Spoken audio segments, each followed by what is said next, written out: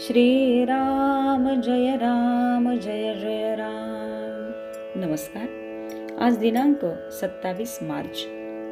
आजचा विषय आहे प्रपंचातले सुख दुःख हे केवळ जाणीवेत आहे। प्रापंचिकाच्या मनात नेहमी एक शंका येते की खोटे करून सुद्धा जर सुखी होता येते तर तसे करायला काय हरकत आहे। सन्मार्गाने गेला तरी माणूस दुःखी का होतो अशी शंका आपल्याला येते। मी देवाला भिवून वागलो का तर प्रपंच सुखाचा व्हावा म्हणून। देवाची एवढी खटपट करूनही जर सुखी होता येत नाही तर काय उपयोग। किती विचित्र आहे पहा। खेळातले घर बांधायला आपण गवंडी बोलावण्यासारखा हा प्रकार आहे। प्रपंचात दक्षता ठेवणे जरूर आहे। ते जर आपण केले नाही तर देवाने काय करावे। भगवंताचा साधन म्हणून आपण उपयोग करतो आणि शेवटी साधनालाच दोष देतो। साध्य बाजूलाच राहते। भगवंत विषय देईल पण त्याबरोबर त्याचे दुःखही देईल। एक जण मारुतीरायाला सांगून चोरी करीत असते। तो एकदा पकडला गेला आणि त्याला शिक्षाही झाली। तेव्हा तीही मारुतीच्या संमतीने झाली असे नाही का। मी कोण हे जोवर आपण ओळखत नाही तोवर वैभवाच्या शिखरावर जरी गेलो तरी आपल्याला समाधान मिळणार नाही। ज्याच्यापासून प्रपंच झाला त्याला ओळखता आले पाहिजे। देहच सत्य नाही तर त्यावर उभारलेली इमारत कुठून सत्य असणार।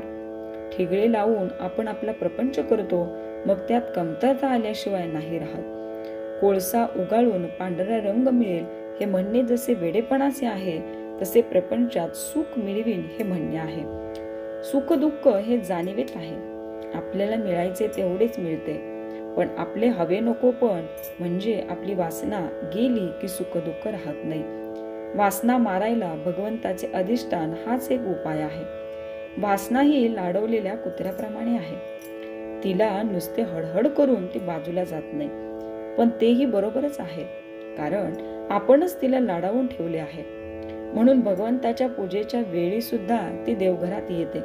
शिवाय वाईट वासनेमध्ये चांगल्या वासनेला मारण्याचे बळ आहे कारण आपण स्वतः वाईट वासनेच्या बाजूचेच आहोत। वासना ही कोणत्याही उपायाने तृप्त होण्यासारखी नसून आपण जर भगवंताच्या जवळ वास ठेवला तरच ती नष्ट होते।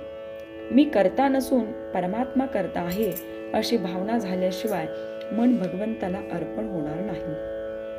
ते अर्पण झाल्याशिवाय फळाची अपेक्षा सुटणार नाही आणि फळाची अपेक्षा सुटल्याशिवाय जीवाला शांती मिळणार नाही। तात्पर्य वासना म्हणजे देवाच्या विरुद्ध असलेली आपली इच्छा। श्रीराम जय राम जय जय राम।